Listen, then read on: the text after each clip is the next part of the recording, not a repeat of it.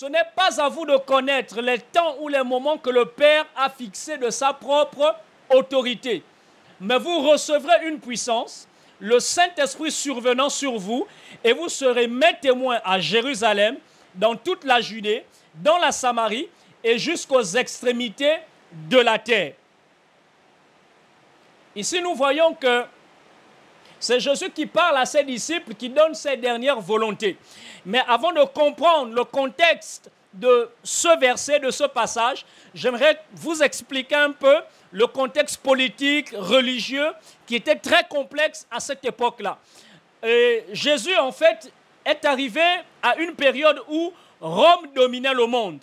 Le monde de l'époque comprenait tous les pays autour du bassin méditerranéen, plus une grande partie de l'Europe, y compris les îles britanniques. La Pax Romana, donc ce qu'on appelle la paix romaine, a été ainsi que l'on sait la plus grande période de paix globale qu'ait connue l'histoire occidentale.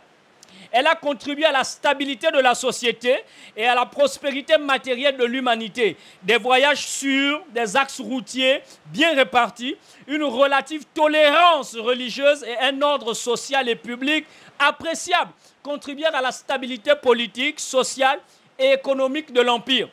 Quelques années avant la naissance de Christ, Rome devenait une dictature sous Auguste. Mais Rome n'a pas eu que des avantages, hein.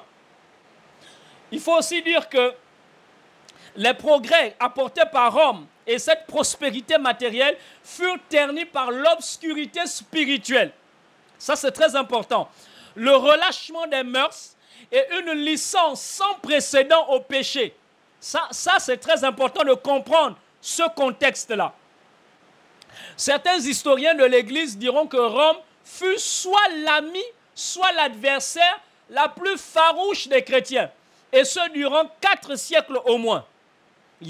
Rome a été vraiment l'ami parce que c'est de Rome que naît le catholicisme qui se considère entre griffes comme étant l'église première, alors que l'église première ne naît pas du catholicisme. Je ne vais pas rentrer dans ce débat inutile.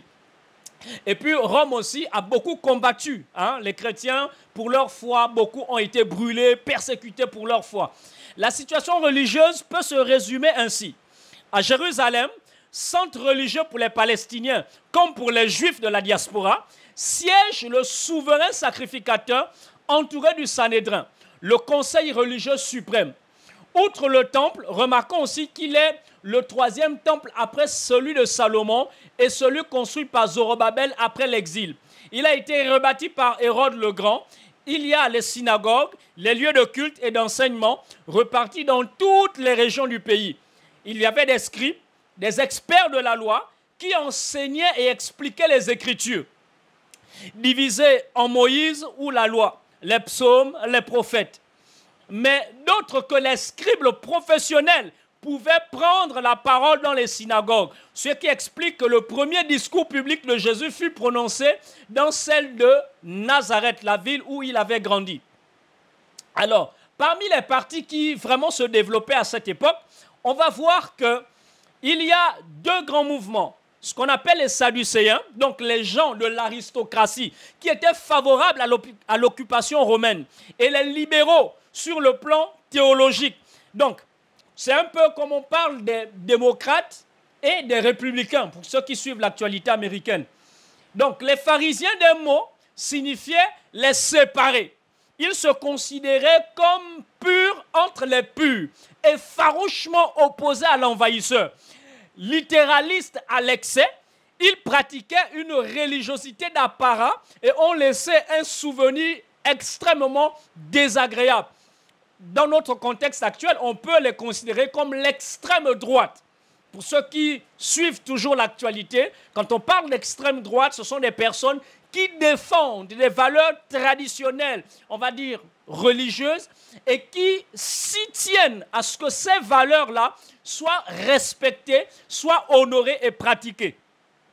Vous allez voir aussi qu'il y avait les zélotes que nous avons déjà mentionnés, préconisant l'expulsion de l'envahisseur par la force des armes, afin d'instaurer un royaume messianique. Donc, parmi les disciples de Jésus se trouva plus d'un zélote.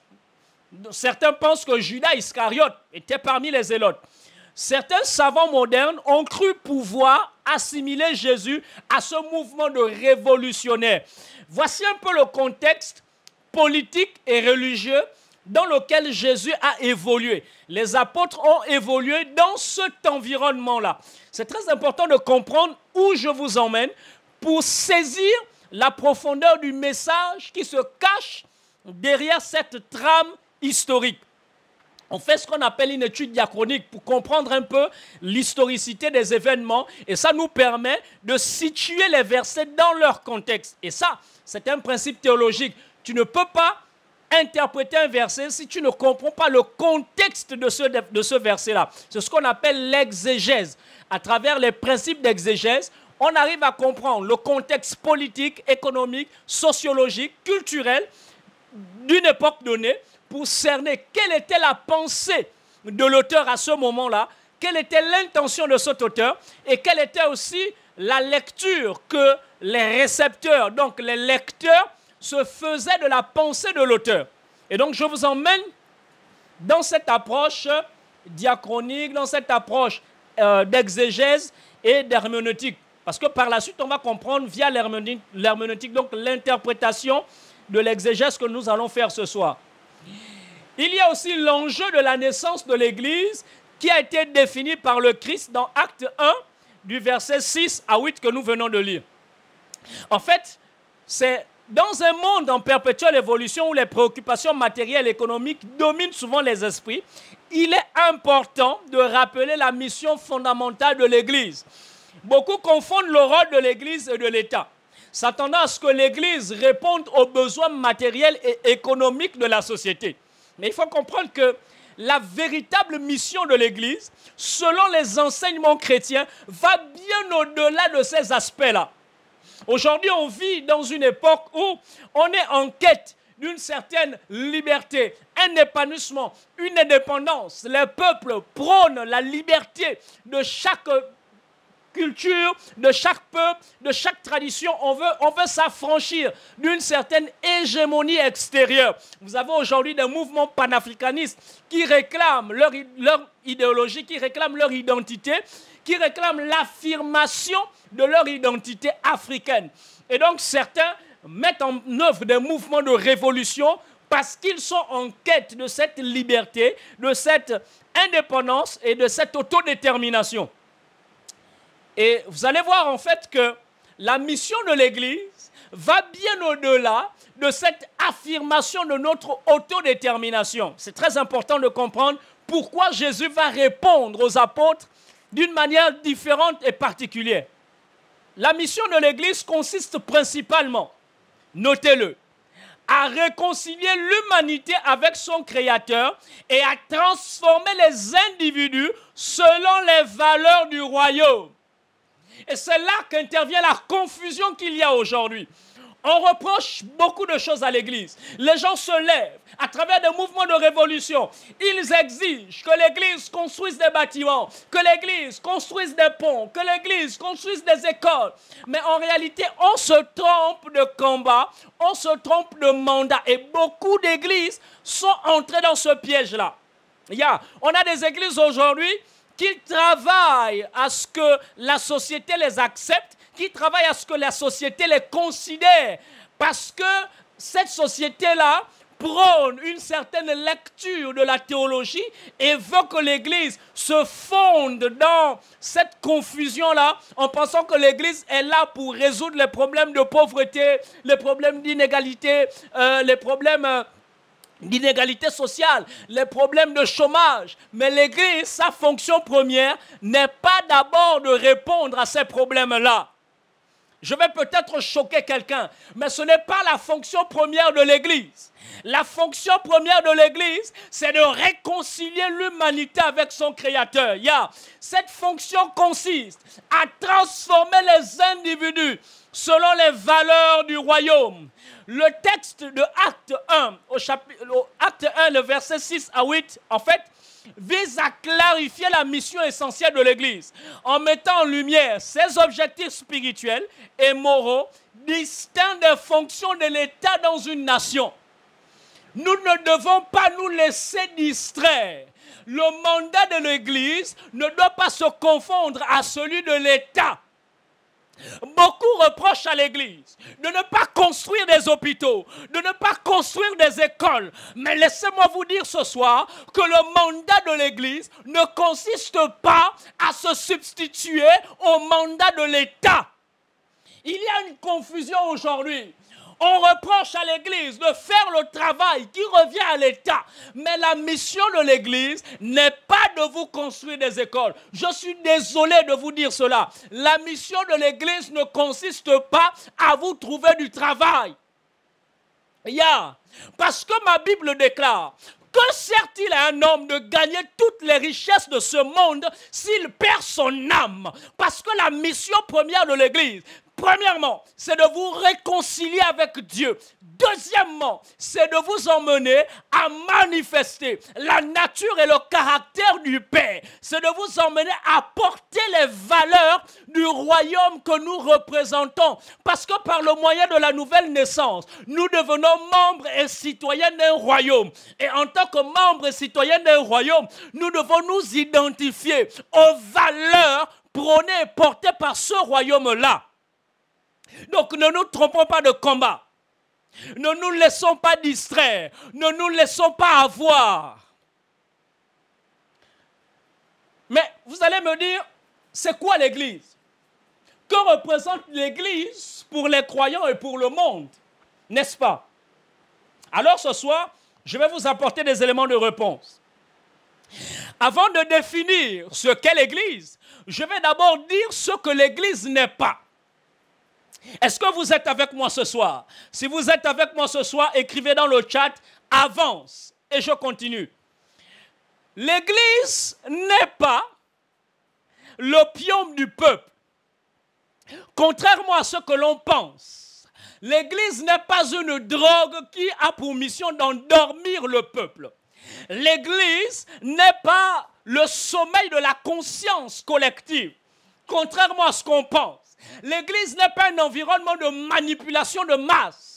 Bien au contraire, c'est un espace de liberté. La Bible déclare: vous connaîtrez la vérité et la vérité vous rendra libre. Lorsque vous êtes au contact de la vérité, vous devenez libre. Libre du péché, libre de l'alcool, libre de l'addiction, libre de la colère, libre de la rancune, libre de la haine, libre de tout ce qui pouvait vous retenir captif du mal, libre des puissances des ténèbres, parce que la Bible déclare par la bouche de l'apôtre Paul qu'il a reçu le mandat de faire passer les hommes des ténèbres à la lumière et de la puissance de Satan à Dieu. Ça veut dire que l'Église a pour mandat de t'arracher de l'emprise des ténèbres et de te faire passer dans l'admirable lumière de notre Père. Lorsque tu entres à l'Église, le premier miracle qui s'opère, c'est que tu n'es plus sous la juridiction des ténèbres,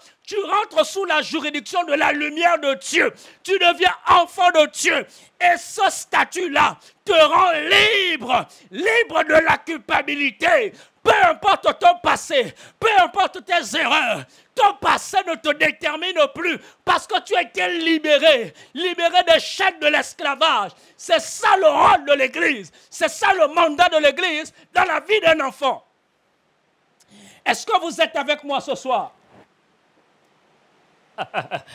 L'analyse marxiste voit dans l'Église et ses institutions une superstructure, un appareil idéologique d'État censé soutenir les intérêts des classes dominantes en entretenant chez les dominés la conscience de leur domination. Et là, ça justifie tous ceux qui prônent la liberté de l'Afrique en disant que le colon est venu nous dominer. Le colon est venu nous mettre sous l'emprise de leur civilisation. C'est ça en fait que les gens défendent aujourd'hui. C'est comme ça qu'ils voient l'Église. Mais en réalité, l'Église n'est pas une superstructure qui appartient à une classe. Parce que la Bible déclare, il n'y a ni juif ni grec, ni esclave, ni homme libre. Il n'y a que des hommes et des femmes qui ont été rachetés par le sang précieux de l'agneau. Et ces hommes et ces femmes sont enfants de Dieu. Nous sommes tous égaux, que tu sois français, gabonais, éthiopien, malgache, américain, turc, pakistanais, palestinien, israélite. Peu importe ta nation, peu importe ton ethnie, peu importe ta race, tu es enfant de Dieu et nous sommes tous des héritiers de la grâce divine. Il n'y a aucune distinction. Il n'y a aucune distinction. Tous ceux qui sont nés de Dieu sont tous égaux. Nous sommes tous enfants de Dieu. C'est ça l'évangile. La Bible n'est pas pour une classe, une couche de la société. C'est un mensonge.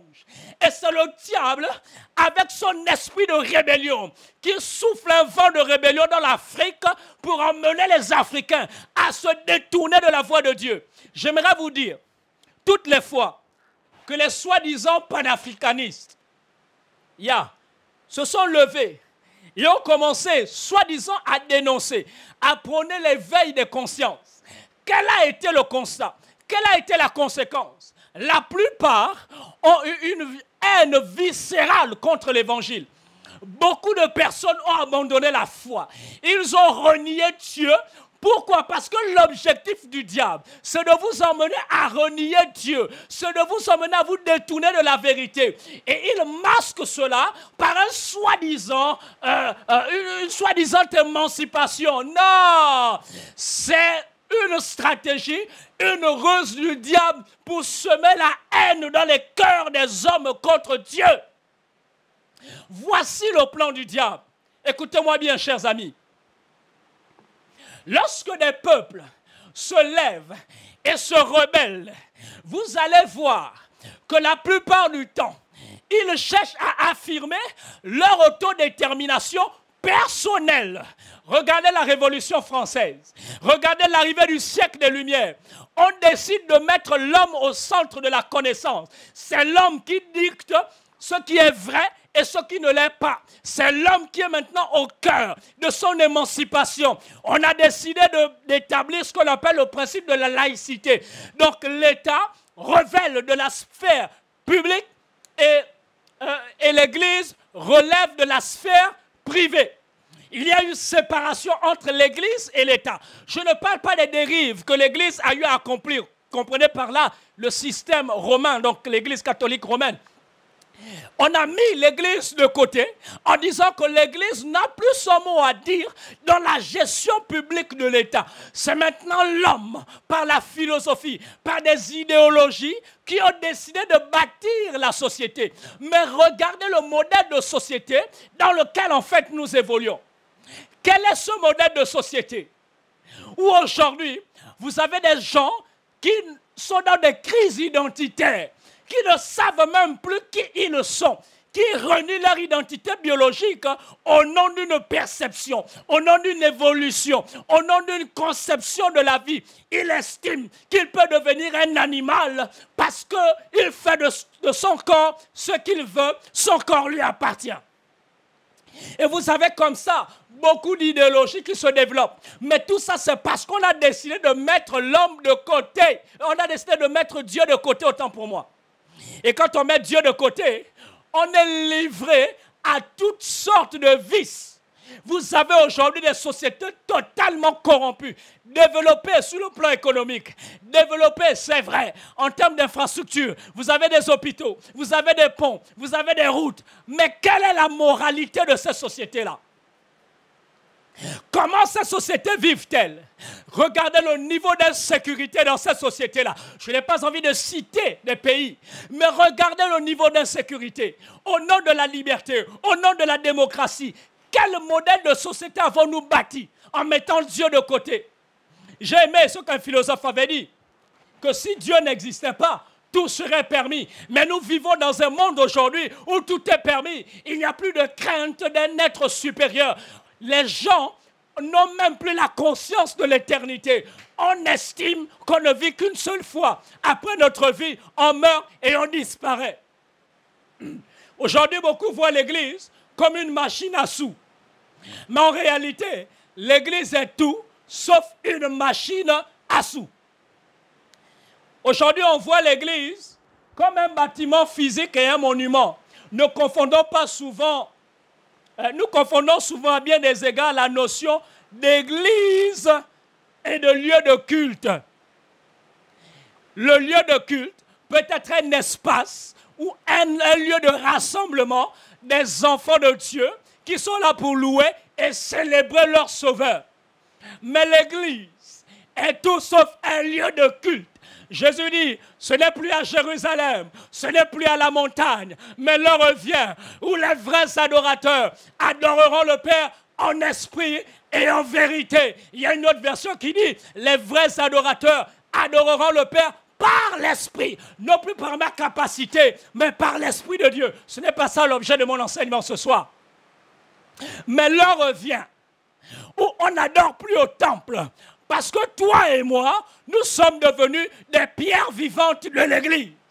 L'Église en tant qu'épouse du Christ. Écoutez, je vais vous donner une approche variée de l'Église selon le contexte. L'Église peut être perçue sous deux perspectives distinctes. D'une part, celle qui concerne la sphère religieuse destinée aux croyants, et d'autre part, celle qui s'adresse au monde extérieur, c'est-à-dire aux non-croyants et à la société dans son ensemble. À travers ces deux approches, nous explorerons à la lumière des Écritures la signification profonde de l'Église, tant pour les chrétiens que pour le reste du monde. Et ce soir, sans vouloir être long, je vais m'arrêter sur la première définition de l'Église. Sinon, la première approche de l'Église, celle dans sa dimension spirituelle. Pour ce soir, je vais m'arrêter sur cette partie-là. Et naturellement, on va continuer samedi sur la deuxième partie, cette dimension extérieure, donc adressée au monde. Il faudrait peut-être penser à rapporter un peu d'eau. Alors, on va regarder une approche spirituelle. Premièrement, c'est quoi l'Église dans sa dimension spirituelle? L'Église dans sa dimension spirituelle, c'est d'abord l'épouse de Christ. L'Église, dans sa dimension spirituelle, c'est premièrement l'épouse de Christ. Cette dimension nous révèle le statut et la relation de l'Église avec le Seigneur. La Bible enseigne que l'Église est l'épouse de Christ. Un thème central dans le Nouveau Testament qui symbolise la relation intime et sacrée entre Christ et son peuple. Voici les points clés de cet enseignement. L'Église, en tant qu'épouse de Christ, premièrement, nous révèle qu'il y a un amour sacrificiel de Christ pour l'Église. Parce qu'il faut comprendre pourquoi l'Église est l'épouse de Christ. Premièrement, parce que Christ a aimé l'Église au point de se donner lui-même pour elle. L'apôtre Paul l'explique clairement dans Éphésiens 5, 25 à 17.